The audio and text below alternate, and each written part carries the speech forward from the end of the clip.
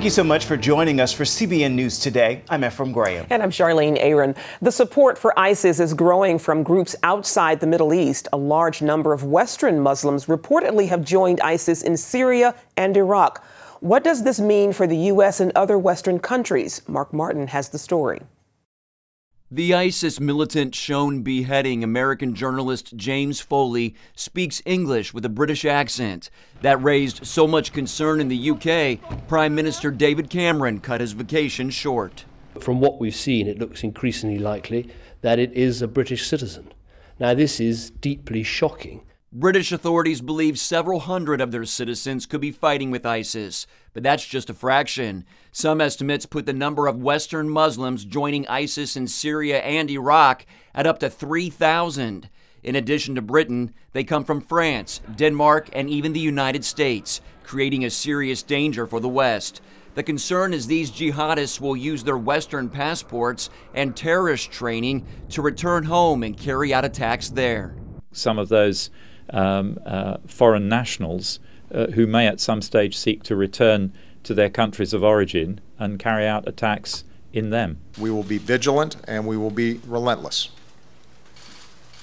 When people harm Americans anywhere, we do what's necessary to see that justice is done. There has to be a common effort to extract this cancer so that it does not spread. Other Islamic terrorist groups, not just from the West, are now supporting ISIS, including from the Philippines and Yemen.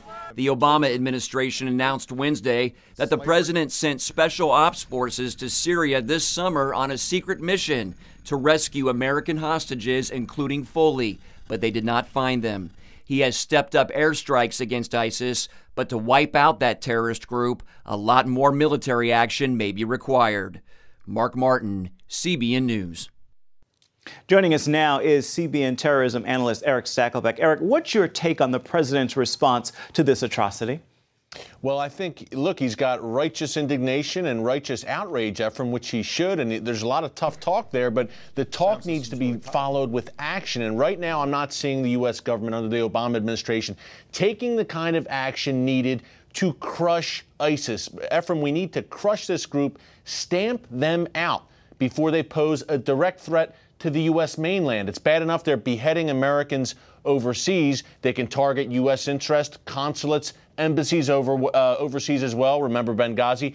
But eventually ISIS will come here, Ephraim. We have thousands of Westerners traveling from Britain, France, Germany, and yes, the United States to join this group. And by the way, we have a very porous southern border that terrorists can cross. So we need to step up and crush this group and set them back now. And right now, with these limited airstrikes in Iraq, I don't see the will to do that in the Obama administration. So in terms of stepping it up to defeat ISIS, should we be moving to boots on the ground? That's the big question, Ephraim. Look, I'm no military strategist, but I talk to a lot of folks who've worked at the Pentagon, who've worked in the upper echelons of the U.S. military. I talk to them on a regular basis about this. They say, look, we don't need a large footprint or boots in the ground in that sense, a large-scale invasion. Some special forces operations, absolutely. What we should do, though, Ephraim, right now, look, we have the most powerful air force, air power in the world. Let's use it. ISIS's main stronghold is a city called Raqqa, Ephraim, in eastern Syria. Let's hit it. Let's hit ISIS targets there. Let's hit ISIS targets throughout Iraq and throughout Syria and really cripple this group because, Ephraim, I have to tell you, they are growing. The momentum here, it's like a runaway train. And my fear is that other jihadist groups like Al-Qaeda, who have been rivals with ISIS, will get on the ISIS bandwagon, and then you really have just a major, major problem. It's best to head it off at the pass now. We can really hurt this group. What's the danger to the region and to the world if ISIS is able to form an Islamic caliphate? Well, look, number one, they will control a good chunk of the world's oil supply in the Middle East, Ephraim, and oil prices will go through the roof if ISIS continues its march through Syria, Iraq, into Jordan, which they're targeting, into Lebanon, which they're targeting, and the big prize talk about oil, is Saudi Arabia. That's a big prize for ISIS. If they continue this march, they threaten Israel, number one, but number two, they directly threaten America, Ephraim, in a few ways. Number one, economically, oil prices through the roof, oil and gas prices. Number two, can target U.S. embassies, consulates, U.S. flights, commercial flights overseas with anti-aircraft missiles, which ISIS does have. But the most important thing is they can hit us here on the mainland. Again, we have U.S. citizens, passport holders, Ephraim, who belong to this group, who will return here one day. And when they return, they're not going to just get a job at a gas station. Eye-opening as always. Erick Stakelbeck, thank you so much for joining us. Thank you, Ephraim. We're learning more today about James Foleys' faith. He was a graduate of Marquette University, a Jesuit school in Milwaukee. He spent 44 days in a Libyan jail during that country's civil war. He wrote in the Marquette Alumni magazine about the power of prayer and faith in difficult circumstances. On Wednesday, his parents said their faith is helping them through this time. His mother gave thanks for so many prayers of support. His father said James is, quote, finally free and in heaven. Pope Francis is expected to reach out to the family today. Israel says it has killed 3 senior Hamas military leaders in its Gaza targeting campaign. They were on Israel's hit list for a number of kidnappings and bombings, including the capture of an Israeli soldier 8 years ago. Our John Wagi has more. For a second day, Israel launched targeted airstrikes to make Hamas leadership pay a price for breaking a ceasefire with more rocket attacks. And Hamas is paying a steep price. The 2 commanders, Mohammed Abu Smala and Raad Attar, helped plan deadly attacks on Israeli soldiers and civilians, including the kidnapping of soldier Gilad Shalit in 2006. Hamas claims the top terrorist on Israel's list, rocket supervisor Mohammed Deif, escaped an Israeli airstrike that killed members of his family. This message is directed to the Zionist enemy. Mohammed Deif will be the commander-in-chief of the army that will enter the Holy Aqsa Mosque in Jerusalem. Israel says it is uncertain whether Deif is still alive. And Prime Minister Benjamin Netanyahu, aware of the impact of atrocities committed by ISIS in Iraq, made the link with the terrorists of Hamas. Hamas is ISIS, ISIS is Hamas. They're the enemies of peace, they're the enemies of Israel, they're the enemies of all civilized countries. And I believe they're the enemies of the Palestinians themselves. And I'm not the only one who believes that. Despite continued calls in the UN for a return to talks in Egypt, the fighting in Gaza rages on, and Hamas losses are building by the day. John Wagi, CBN News. The American missionary doctor who contracted the Ebola virus while working in West Africa has recovered. Dr. Kent Brantly of Samaritan's Purse is being released from an Atlanta hospital today. He contracted the virus while treating Ebola patients in Liberia. Aid worker Nancy Wrightbull is also expected to be discharged soon. In a statement, Samaritan's Purse President Franklin Graham praised Brantly's commitment and gave thanks to God for his recovery. More than 1,300 people have died from the disease in the region. The U.S. Supreme Court is delaying the start of same-sex marriage in Virginia. The court has granted a request from a county clerk in Northern Virginia to block same-sex marriages across the state while the issue is being appealed. Without court intervention, same-sex couples would have been allowed to wed starting today. Most federal court decisions in favor of same-sex marriage in other states have also been put on hold. Attorney General Erick Holder visited Ferguson, Missouri to try and ease tensions after the shooting death of 18-year-old Michael Brown. Holder met with protesters and law enforcement officials and promised a thorough investigation. Last night's protests were more peaceful. A grand jury is now reviewing evidence in the shooting death of Brown. Many in Ferguson want Officer Darren Wilson, the officer who shot and killed the unarmed teen, arrested. But it could take months to decide whether Wilson will face criminal charges. Coming up, the treatment that's helped patients with Alzheimer's, Lou Gehrig's disease, Parkinson's, and more. And best of all, it doesn't require a doctor's prescription. Well, you might have noticed people are dumping buckets of ice water on their head. Well, the purpose is to raise awareness for ALS, or Lou Gehrig's disease, a degenerative disease that affects nerve cells and ends in death. The challenge is to donate to research or dump a bucket of cold water on your head. I'm Steven Spielberg, and I'm accepting the Ice Bucket Challenge. I nominate, I guess within the next 24 hours, George Lucas, Jeffrey Katzenberg, and J.J. Abrams. Ouch. Participants post their videos and then challenge others, as you just saw, and it's working.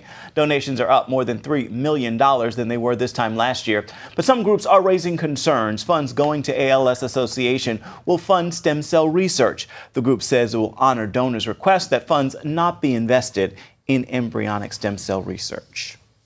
People with ALS usually die within 3 to 5 years after being diagnosed. The disease kills nerve cells that control muscle movement, so people lose their ability to walk, talk, eat, and eventually breathe. There are rays of hope now, however. Lori Johnson tells us about one treatment that's gaining ground.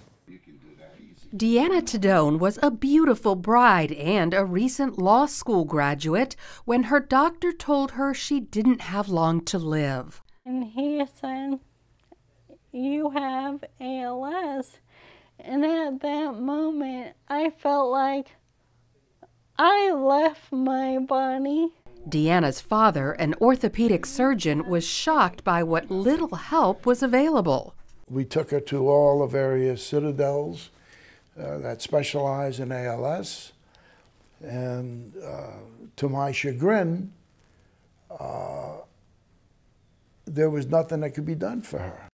Unable to accept defeat, Dr. Tadone devoted himself to developing a treatment to help his daughter. I call myself the resident guinea pig.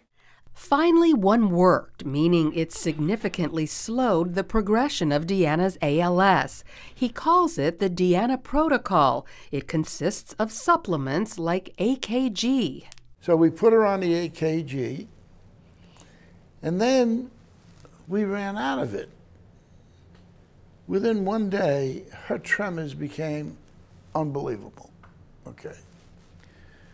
Put her back on it, got some more, put her back on it, the tremors subsided. Dr. Tadone chronicled his daughter's success online. Soon dozens of other people with ALS tried the Deanna Protocol and experienced similar results. People like Anthony Topazzi, the former president of the Mississippi Power Company. 6 months ago, I had a problem with excess saliva. I don't have that problem today.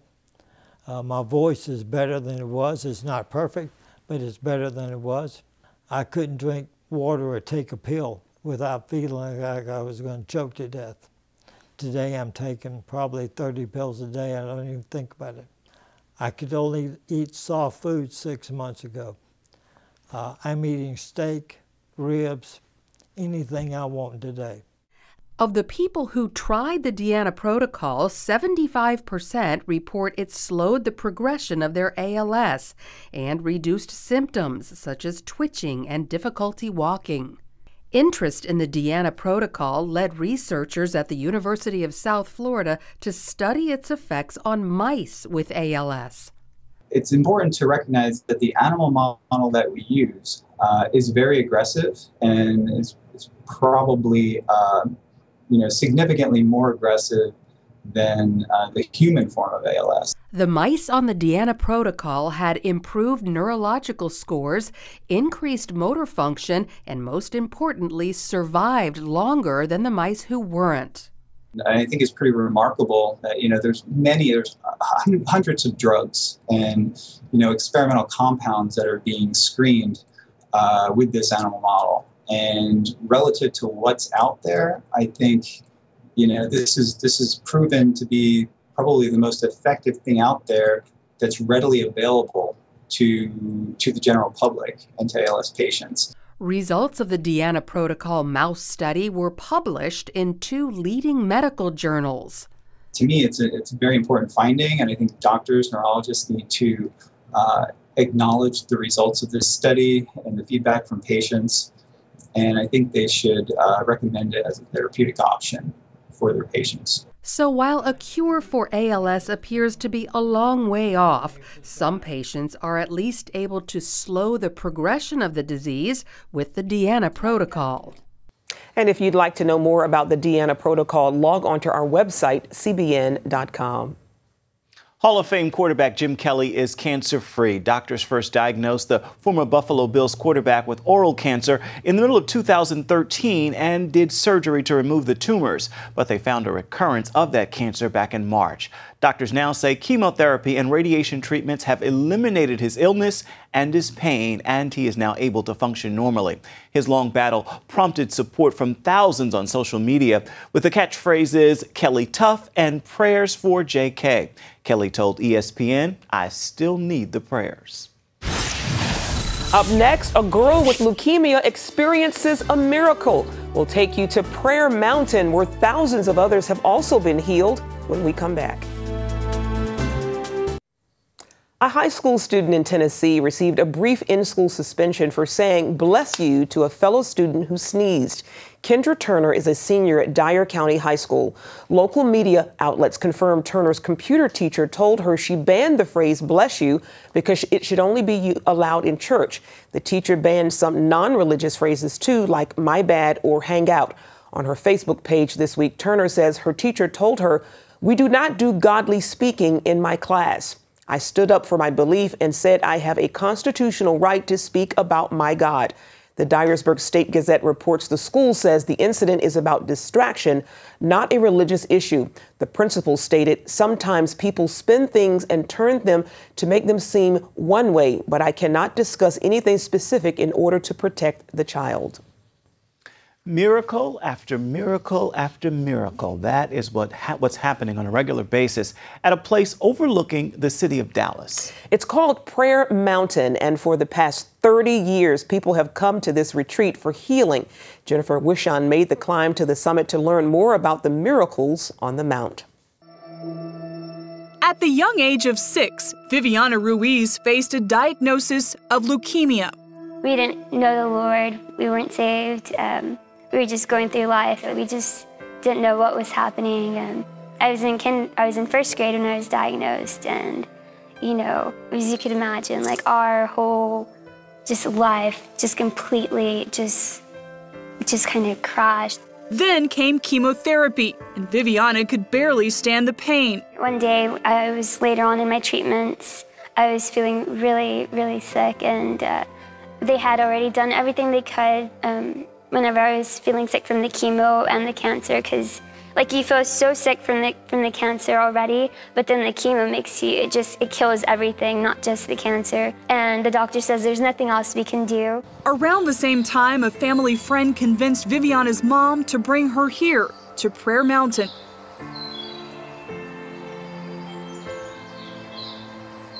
She brought me in. She sat on that side of the pews, and I was asleep. I fell asleep, and my mom said that the whole church stopped, and Pastor Albert stopped the congregation and had everyone come, and they all laid hands on me and prayed for me, and I was asleep through all of it. And then when I woke up, my mom said that I was completely better. I was a new little girl. None of that was affecting me. Thanks to that miracle on the mount, the entire family would eventually come to know Christ.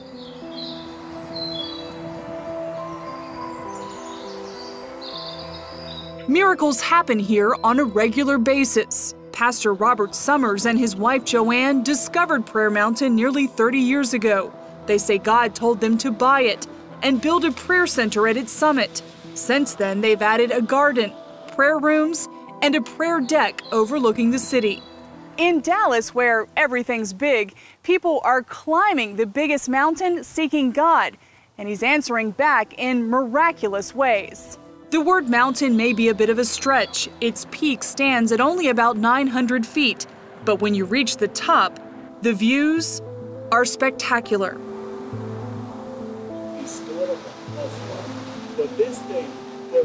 We have a lineage of prayer in our families that goes all the way back, parents, grandparents, and we know the importance of prayer and what prayer can do to change things. In the mid-90s, Joanne and her mother were featured in a 700 Club story called The Seadrift Intercessors.